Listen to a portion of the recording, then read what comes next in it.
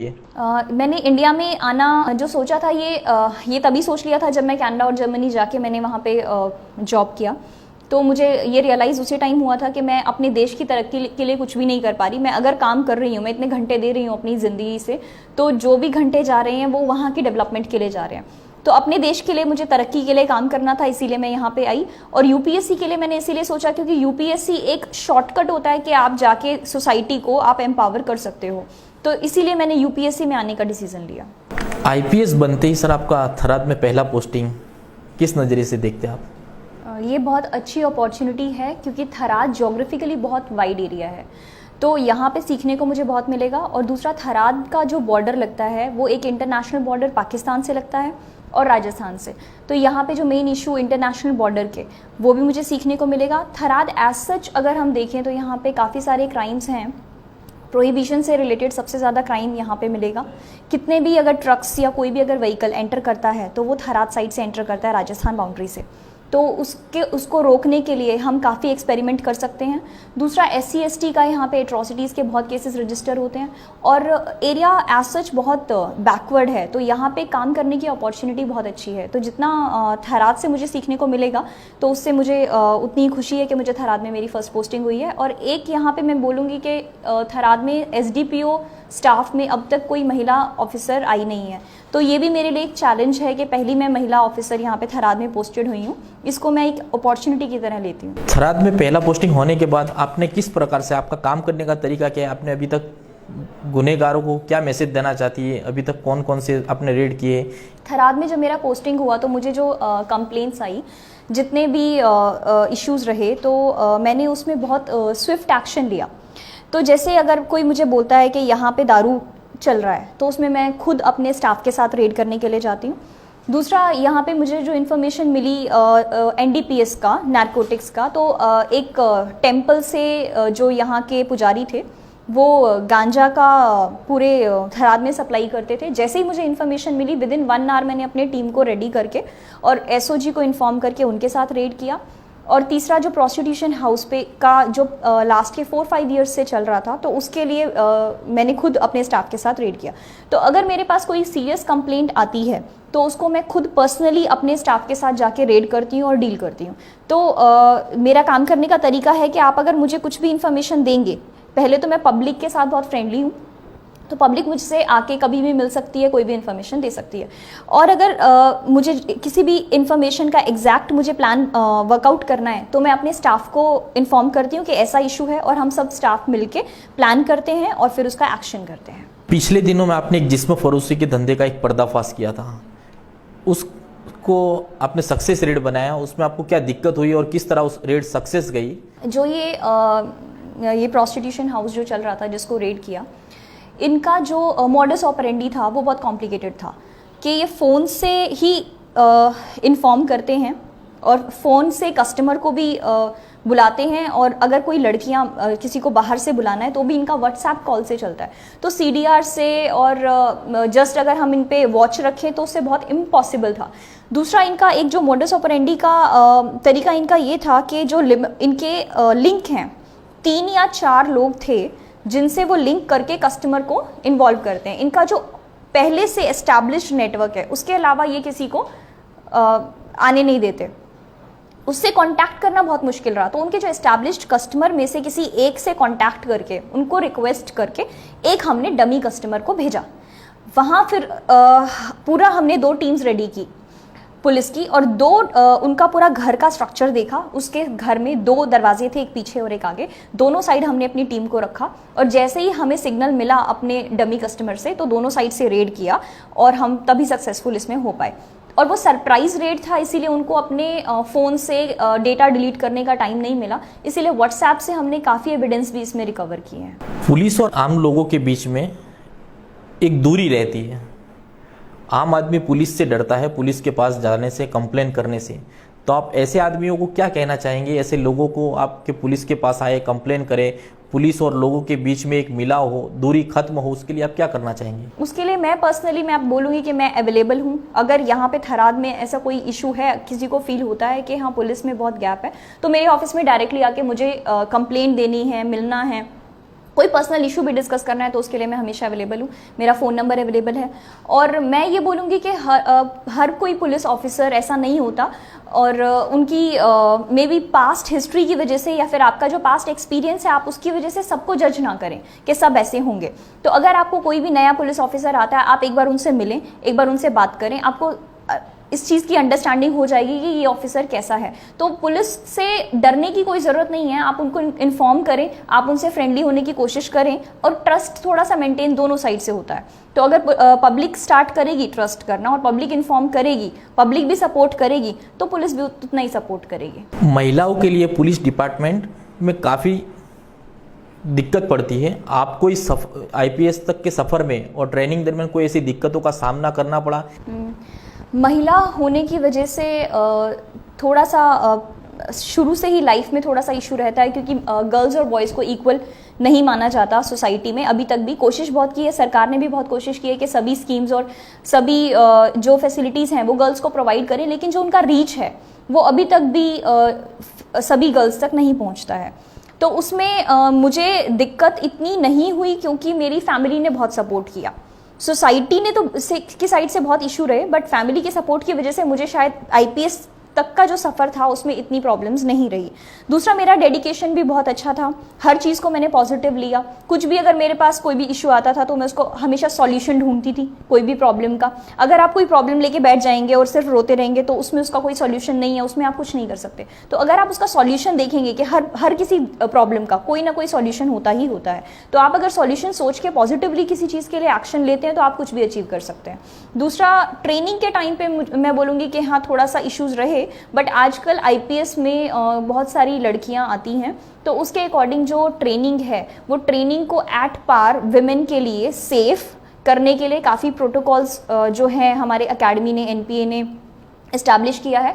दूसरा, लड़कियों के अकॉर्डिंग बहुत सारे इंफ्रास्ट्रक्चर प्रिपेयर किए हैं, उनको बहुत सपोर्ट करते हैं, और लेडीज़ स्टाफ को भी रिक्रूट किया है। तो अगर आपको कोई भी इशू है तो वहाँ पे आप डिस्कस कर सकते हो। पोस्टिंग के टाइम पे आके मैं बोलूँगी कि अगर आप यहाँ पे पोस्टिंग में आते हैं, किसी भी चार्ज को संभालते हैं, तो तब आपको कोई दिक्कत नहीं होती, क्योंकि पुलिस जो है वो अपने ऑफिसर्स को और अपने जो सीनियर्स हैं उनको रिस्पेक्ट पूरा स्टाफ देता है। तो एज एन ऑफिसर मैं बोलूँगी ऑफिसर इज़ ऑफिसर, तो मेल और फीमेल का इसमें मुझे कुछ डिफरेंस IPS में सर्विस में कुछ नहीं लगा।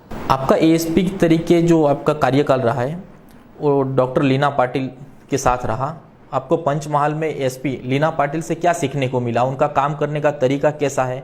जो SP ma'am doctor Leena Patil ma'am हैं, गोधरा में अभी SP की पोस्ट पे हैं, उन्होंने उनसे मुझे सबसे पहले तो यही सीखने को मिला कि एज अ लेडी ऑफिसर आप कितना स्ट्रॉन्ग कैसे हैंडल कर सकते हैं स्ट्रांगली सभी स्टाफ को। तो उनसे ये चीज़ मुझे अभी थराद में बहुत काम आ रही है। मैम बहुत स्ट्रॉन्ग है, मैम बहुत फर्म है, और साथ साथ मैम फ्लेक्सिबल भी हैं। अगर उन्हें लगता है कि हाँ ये सीख रहे हैं और ये एक्सपेरिमेंट कर रहे हैं तो मैम बहुत इजीली माफ़ कर देते हैं। तो मुझे ऐसा लगता है कि मैम जो हैं, मैम से जो मैंने ट्रेनिंग ली है तो उसमें मेरे को इक्वालिटी दिखी। तो अपने आप में जो भी अगर आप कम समझते हैं बीइंग लेडी ऑफिसर के आप कम हैं, तो आपको वही इम्पैक्ट रहता है। मैम के साथ मैंने इक्वालिटी सीखी कि मेल और फीमेल ऑफिसर्स दोनों इक्वल होते हैं, और मैम ने मुझे बहुत स्ट्रांगली ट्रेन किया, और मैम ने मुझे बिल्कुल क्लियर किया कि हाँ ऐसे काम करना है, कुछ नहीं सोचना, प्रॉब्लम्स बहुत आएंगी लेकिन फिर भी आपको फर्मली और स्ट्रॉन्ग हैंड से आपको डील करना है। तो अगर अब भी कोई इशू हो जाता है, कोई भी प्रॉब्लम होती है, अगर मुझे लगता है कि इमोशनली कोई इशू है, कोई भी लीगल कोई इशू है, तो मैं अब तक उनको कॉन्टैक्ट कर पाती हूँ। तो मैम ने मुझे बहुत सपोर्ट किया और मैम अब तक मुझे सपोर्ट कर रही हैं। ASP की training Panchmahal SP doctor Leena Patil से ली, उसमें आपको क्या मैम की खूबी ऐसी देखने को मिली? उनका काम करने का तरीका कैसा था और उन्होंने आपको कैसे सिखाया कि कैसे काम करना चाहिए बतौर एक ASP की पोस्ट पे रहते हुए? मेरी जो training as an ASP district practical training हुई वो गोधरा में हुई, SP लीना पाटिल मैम के अंडर।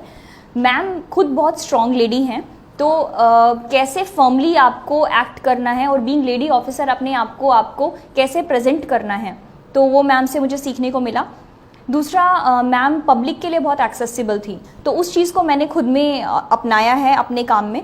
तो आज मैं थराद SDPO ऑफिस को ओपन रखती हूँ और कोई भी पब्लिक कभी भी आके मुझसे किसी भी टाइम मिल सकती है और कोई भी अपील भी कर सकती है। एएसपी लीना पाटिल से आपको क्या सीखने को मिला? कोई ऐसा उनका कोई कार्यकाल जो आप थराद में आके उस तरीके से आप काम करना चाहती हो, ऐसा कोई उनका काम करने का तरीका?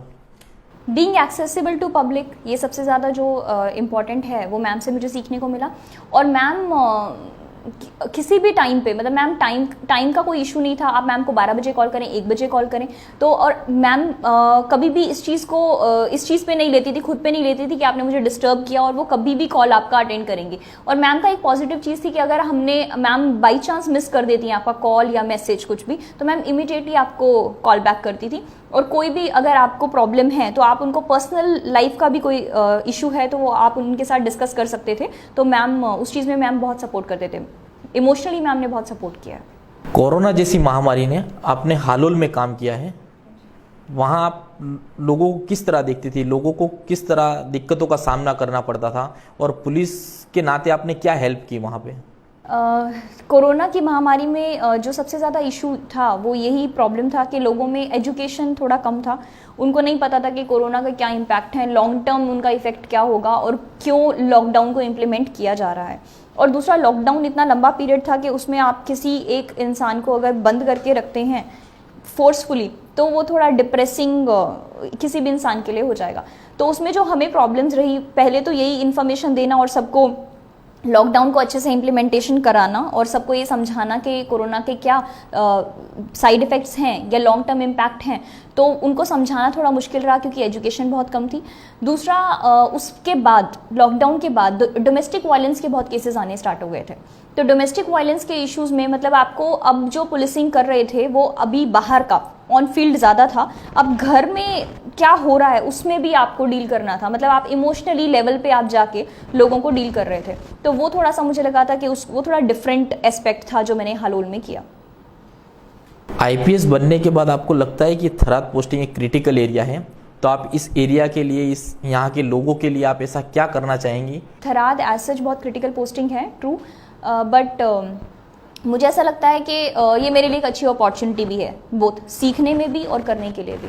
तो मैं इस चीज़ के लिए जितना भी प्रोहिबिशन का केसेस हैं मैं उनके साथ स्ट्रांगली डील करना चाहूँगी। और यहाँ पे SC ST और एट्रॉसिटीज़ के काफ़ी केसेस होते हैं, उसमें मैं फेयर एंगल से जस्टिस की तरफ डील करना चाहूँगी। और बाकी जितने भी इश्यूज़ या कोई भी लोकल प्रॉब्लम्स हैं, किसी की पर्सनल इशू भी है, उसको भी मैं बहुत माइन्यूटली खुद मैं एक्सेस करना चाहूँगी। 25 सितंबर से आपका यहाँ पे पोस्टिंग हुआ है, उसके बाद कोई ऐसी कामगिरी आपने की हो कि लोगों की भलाई हो उसमें? हाँ, मल्टीपल रेड्स किया है मैंने अपने ऑफिस स्टाफ के साथ, बहुत रेड्स किया है, बहुत दारू का जब्त हुआ है। अब तक का जो मेरा टेन्योर यहाँ पे रहा है उतने में 1.5 करोड़ से ज़्यादा का दारू हमने जब्त किया है। और दूसरा, NDPS का एक रेड किया है जिसमें हमें गांजा मिला था। और तीसरा, प्रोस्टिट्यूशन हाउसिंग में रेड किया। तो प्रोस्टिट्यूशन हाउस काफ़ी सालों से चल रहा था, तो उसको हमने उसका पर्दाफाश किया। वो बहुत अच्छी अचीवमेंट थी। तो मेन तो हाइलाइट्स अब तक के ये रहे हैं, बाकी भी ऐसे ही हम आगे काम करते ही रहेंगे। महिला इस फील्ड में आए और जो डर रही है महिला इस फील्ड में आने से, उनको आप क्या मैसेज देना चाहते हैं? आज के जो युवान है, महिला है जो इस फील्ड में आना पसंद करते हैं, उनके लिए आप क्या सोचते हैं और क्या मैसेज देना चाहते हैं? महिला होने के नाते मैं ये बोलूँगी कि प्रॉब्लम्स समाज की तरफ से तो इशू रहता ही है। वो सोचते हैं कि आप नहीं कर सकते, कहीं ना कहीं समाज की वजह से हम भी अपना माइंडसेट कर लेते हैं कि महिला होने के नाते हम ये नहीं कर सकते। तो अपने आप को आप स्ट्रांग बनाएं और अपने आप में बिलीव करें। आपका कोई ऐसा सपना है जो इस फील्ड में आने के बाद आप पूरा कर सकी, या ऐसा फील्ड में आने के लिए आपने सोचा हो कि मुझे ये करना है आगे देश के लिए, कि लोगों के लिए? सबसे बड़ा तो यही है कि अगर आप किसी एक की लाइफ को भी चेंज कर सकते हैं या उसमें पॉजिटिव इम्पैक्ट ला सकते हैं तो वो बहुत बड़ी अचीवमेंट होती है। तो मुझे लगता है कि हाँ, मैंने काफ़ी सारे केसेस में खुद हैंडल करके और जस्टिस प्रोवाइड की है, कोशिश की है कि जस्टिस हो। तो उस चीज़ में मैं सेटिस्फाइड हूँ। और ऐसे ही मैं सोचूंगी कि बहुत सारे लोगों के फेस पे अगर मैं स्माइल प्रोवाइड कर सकूँ, मेरी वजह से जस्टिस हो सके, तो उसी में मैं अपनी अचीवमेंट को समझूंगी।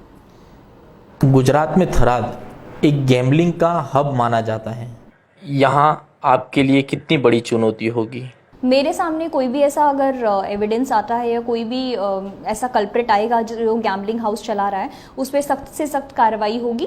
और मैं खुद अब इस चीज़ को डील करना चाहूँगी। मैं खुद पर्सनली इस चीज़ को देखूँगी कि गैम्बलिंग का जितना मैक्सिमम रेट्स हम कर सकें हम करें, और जितना हम प्लान्ड रेड करेंगे उतना ज़्यादा सक्सेसफुल होगा। तो गैम्बलर्स को मैं यही बोलूँगी कि आप अगर आप पकड़े जाते हैं तो बहुत स्ट्रिक्ट एक्शन होगा, और जो अगर मुझे कोई भी इन्फॉर्मेशन मिलेगी तो मैं रेड्स पक्का करूँगी, मैं खुद पर्सनली जाके रेड करूँगी। जो युवा आईपीएस बनना चाहते हैं और अभी जो उसके लिए स्टडी कर रहे हैं, उनको आप क्या मैसेज देना चाहेंगे? मैं ये बोलूँगी कि ये 2 टफ एग्ज़ाम है, साथ में एक बहुत विशियस साइकिल भी है, तो आपको इसमें थोड़ा सा नेगेटिव फील होगा, बट आपको अपने में भरोसा रखना है, थोड़ा पॉजिटिव रहें, और अपने साथ साथ पढ़ाई के साथ साथ आप अपना थोड़ा सा माइंड डाइवर्ट करने के लिए आपका जो खुद के हॉबीज़ हैं, अगर आप उन पे भी थोड़ा ध्यान देंगे तो आप बहुत पॉजिटिव फील करेंगे, और आपको जो आउटपुट है आपको वो ज़्यादा लगेगा कंपैरेटिवली, अगर आप सिर्फ और सिर्फ पढ़ाई में रहेंगे तो ये थे हमारे साथ थराद के आईपीएस पूजा यादव जी।